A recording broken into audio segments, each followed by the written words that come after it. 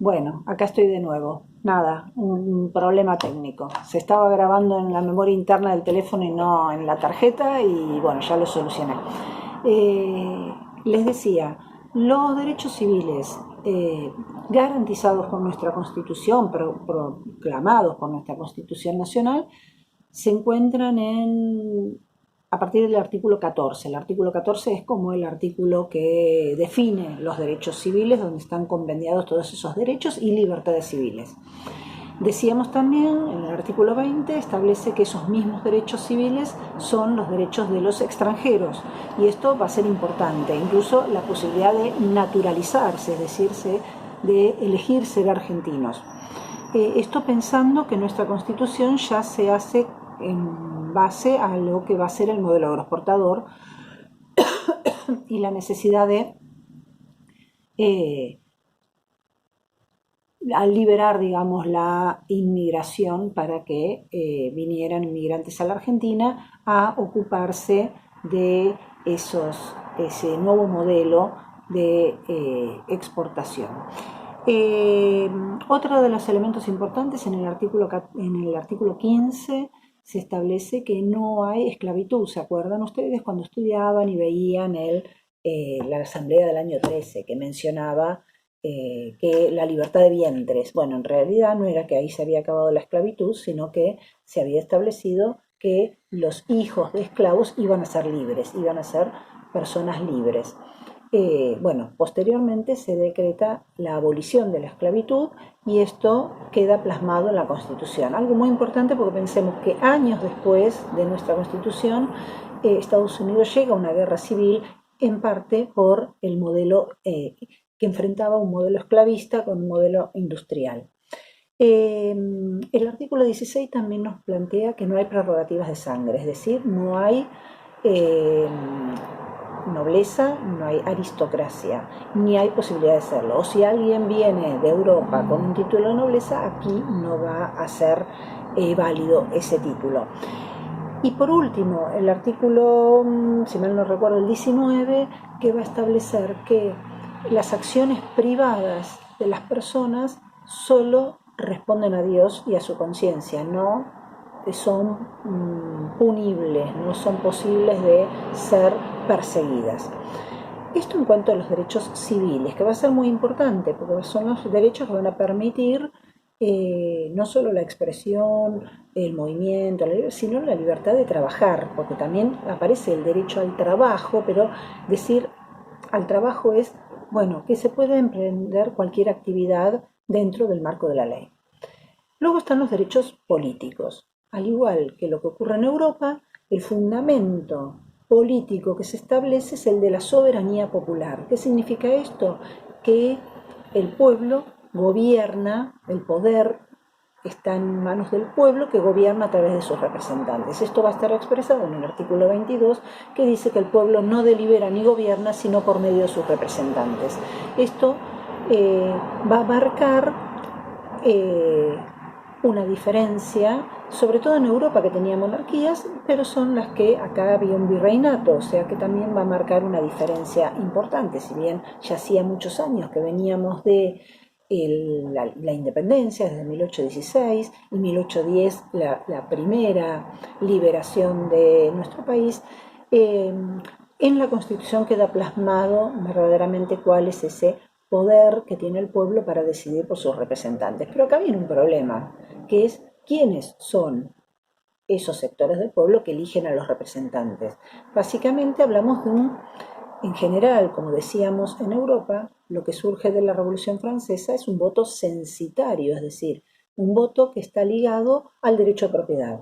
Son ciudadanos los propietarios y son los que pueden elegir y votar. El voto censitario es una de las formas del voto calificado. El voto calificado es aquel voto que se le da a algunas personas que tienen ciertas características. Puede ser la propiedad, en general es la riqueza, la educación, puede ser las prerrogativas de sangre, no sé si fueran nobles. Bueno, el voto censitario es una de esas formas de voto calificado. En nuestro país vamos a ver entonces que vamos a tener una sociedad conformada por un sector que vota, el sector propietario, eh, que ejerce violencia y fraude para que los demás no puedan votar. No es que no pueden votar porque esté prohibido, sino que el tipo de voto que tienen que hacer es un voto cantado. Y al ser un voto cantado es muy fácilmente presionable la persona. Y por el otro lado vamos a tener todos estos inmigrantes que van llegando, o sea, extranjeros que no votan y que son bastante indiferentes en muchos casos a la acción política o a la actividad política. Están como de paso o recién llegados o ni siquiera saben si se van a quedar. Entonces no hay, están como con otras problemáticas y no les interesa.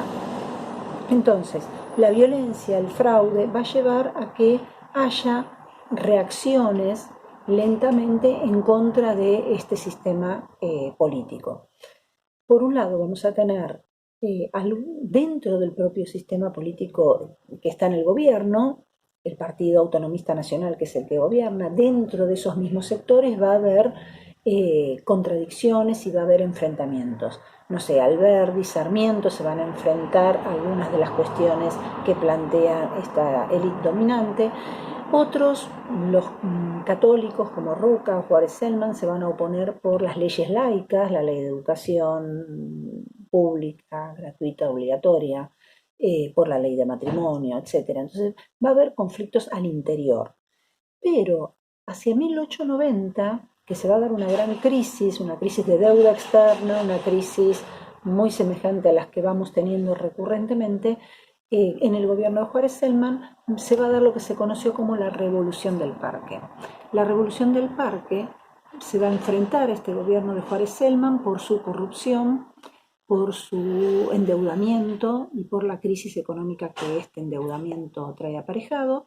Y esa revolución va a ser una revolución cívico-militar. Dentro de los civiles van a estar grupos de jóvenes que conforman lo que se llamó la Unión Cívica de la Juventud, que posteriormente va a ser la Unión Cívica Radical. Y se van a enfrentar a los tiros en la Revolución del Parque para pedir por el voto, digamos, que ese voto sea limpio, lo que ellos denominan la pureza del sufragio. Posteriormente se va a hablar del voto universal, secreto y obligatorio. Entonces la pureza del sufragio, la moral administrativa, porque luchan contra esa gran corrupción, y por el otro lado por el federalismo, el respeto al federalismo, porque recordemos que todos estos gobiernos son unitarios y están fuertemente asentados en la capital federal, con los derechos de aduana. Entonces, estas van a ser las luchas que van a empezar para conseguir el voto y que se termine con el fraude.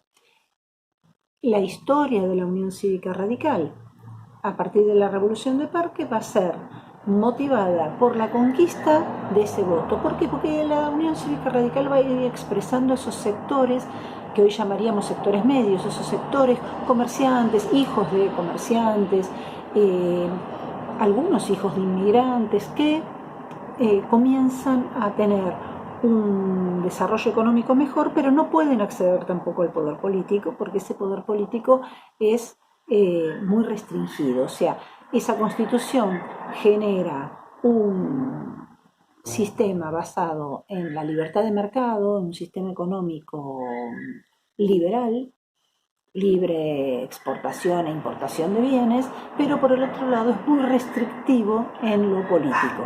Y contra esa restricción es que luchan estos sectores. Esa lucha se va a dar con revoluciones, la Revolución del Parque, la de 1905, que lleva muertos, heridos, obviamente, o con la abstención electoral, es decir, cuando hay elecciones se abstienen, y esto va a generar presión sobre los sectores de la oligarquía, que son los que gobiernan, y que va a llevar a que durante el gobierno de Sáenz Peña se promulgue la ley de sufragio universal, secreto y obligatorio. Esto para que tengan un marco para la lectura que van a hacer y las actividades que les voy a mandar sobre este tema y vayamos avanzando en este tema. Una cosita más, oligarquía. ¿Por qué hablamos de oligarquía en nuestros países? Bueno, porque la oligarquía es un sector, familias que no solo tienen poder económico, tienen poder social, que son las que dirigen estos modelos vinculados a las ventajas comparativas en todo el mundo, que se insertan al mundo de esta manera y que mantienen características de, o sea, no hay aristocracia en nuestro país, pero estas oligarquías mantienen esos privilegios de clase que van a tratar de sostener a lo largo del tiempo. Así que bueno, simplemente